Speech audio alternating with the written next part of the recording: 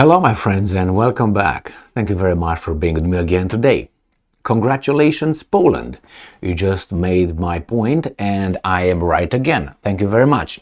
Not that I needed their confirmation, but sometimes, you gain some legitimacy when you have your, other side or people that sometimes blame you and shame you, admitting that, you are right. Not like that, but by their actions. Remember, people might say beautiful things, but look for beautiful acts, okay? What matters is beautiful acts more than beautiful things said. So we have here an article from Sputnik, and we find out that something that I said it before, and I also covered it in one of my videos maybe more than a year ago, and it is that Poland wants to have or to host US nuclear weapons. And why not? Right? So we have here this. Poland wants to host US nuclear weapons, and this comes from Prime Minister. So it's not like a retired general, an analyst, or anything like that. It's a Prime Minister. No surprise to many of us. Many of us. If it's a surprise for you, then you should listen to my videos and watch my videos more often then. So, Poland wants to host US nuclear weapons in response to deployment of Russian tactical nuclear weapons in Belarus. Polish Prime Minister Mateusz Morawiecki said on Friday. In connection with the fact that Russia intends to deploy tactical nuclear weapons in Belarus, we are appealing to the entire NATO to take part in the nuclear sharing program. Morawiecki told reporters after the EU summit. Okay. Alright, so Russian President Vladimir Putin said on March 25 that Moscow and Minsk had agreed to station Russia's tactical nuclear weapons in Belarus, which does not breach Russia's commitment on the non-proliferation of nuclear weapons. On April 2nd, Russian ambassador to Belarus Boris said that nuclear weapons in Belarus would be stationed close to the western borders of the Union state. Western means Poland and Lithuania, right? The United States and its allies have repeatedly called on Russia to reconsider its decision to deploy nuclear weapons in Belarus.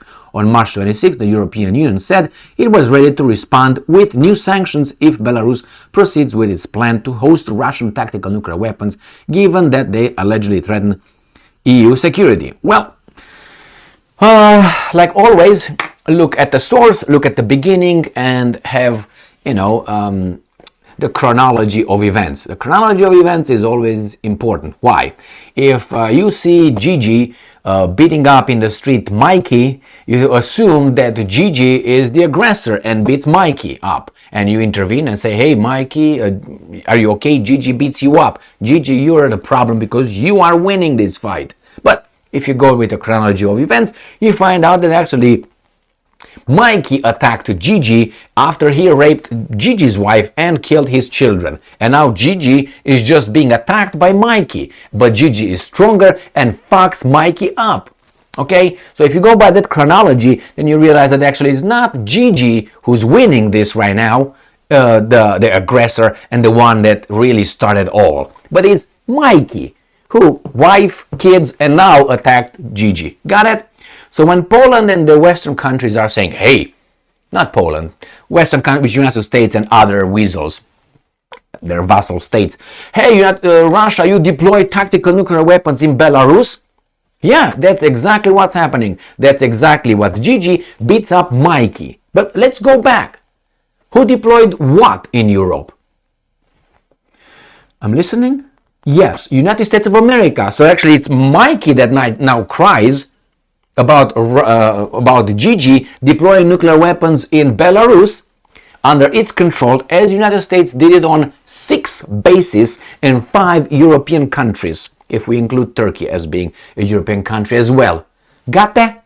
Alright, so United States of America deployed nuclear weapons in Europe on 6 bases, 5 countries, way before Russia did this, and all of a sudden Russia triggered this, not United States with its sack. It's like United States raped 6 times. This guy started raping 1 time. You're the problem right here. Wait a minute, you raped 6 times already.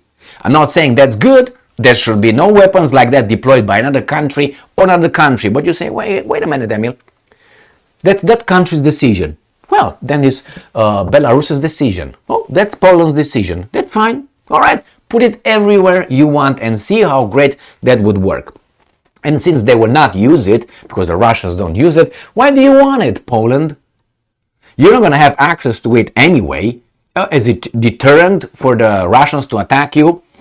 Do you think that if, let's say, first, if Poland wants nuclear weapons, I have no problem with that. That's within the country's decision. If they want it, if they don't want it, the same thing for me personally. And not only as personally, as the matter of principle.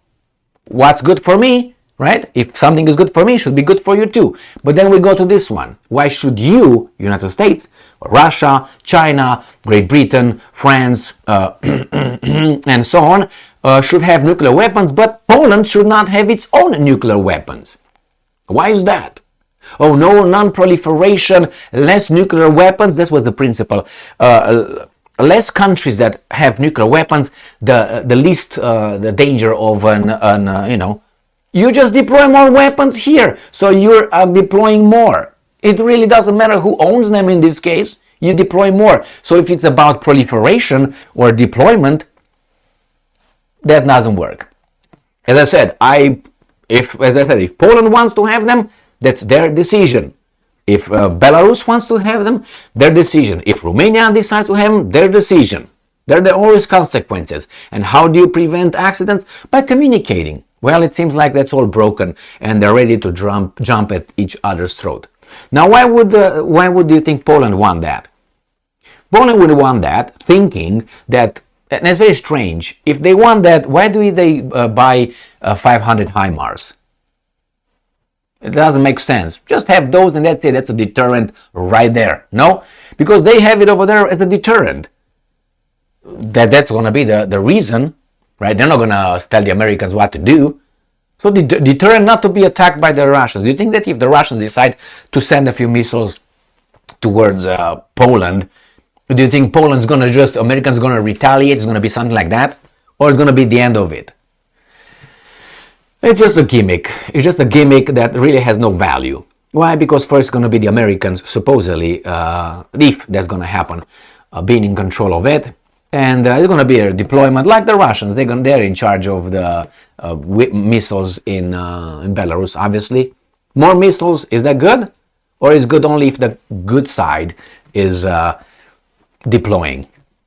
If we are about to talk about principles here, and then we should be honest about it and objective. You can just say, well, you can't have it. Because if you go like that, the United States should have no word, nothing to say, no say in this, and should be actually disarmed. Why? Because they used it 2 times. So it's the biggest perpetrator of nuclear weapons use. 2 times, it's already a pattern. So if you used it 2 times, you easily use it 3 times. Don't tell me, well, we know better, that's why we don't. It's like you have a rapist putting him as a judge or the chief of police because he's a rapist. I know the best how it is to... Okay, so you don't know how it is. Let me be the judge here. Really? Is that how you do it? No. And if you think that's the way you do it, then think about it. That rapist, let's say he committed a rape on your family. Let's put it personal. Because when you put it personal, some people cannot think, abstractly. When you put it personally, oh, wait a minute. No? What? Do you say anything about my mom? Or my sister? Well, if you couldn't, cross that border of being a selfish mofo and say, oh, wait a second, is that, for a principle? No. I put it personal. Because personally, you're going to feel it immediately when it burns you. Hey, that's wrong. But before it burnt you, I don't care, man. It's not my mom or my sister that's being by these guys. It's fine. Let me look somewhere else. That really? Yes, that's exactly how it works. So Poland, I don't care. It's just the fact that these guys are doing like in response to Belarus deployment. I mean, really? And the Russians did it as a response to what? To the Americans' deployment. And the Americans did it because of their decision. So they are the ones who started it all, didn't they? So, my friends, just let's be honest about it and fair.